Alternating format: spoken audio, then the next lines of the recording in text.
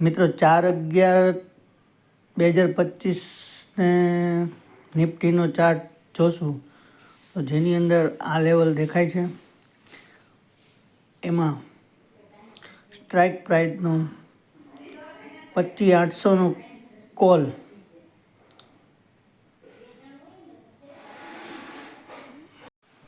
નીચલા લેવલમાં 45 રૂપિયાથી ઉપર તરફ જવાની સંભાવના છે.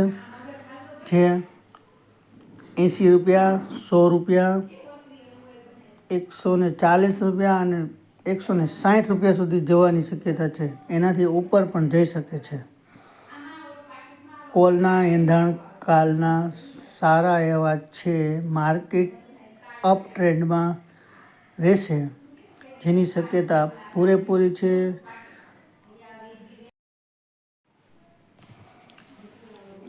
જે સ્ટોપલેસ મેન્ટેન કરી અને આગળ વધવું હિતાવહ છે.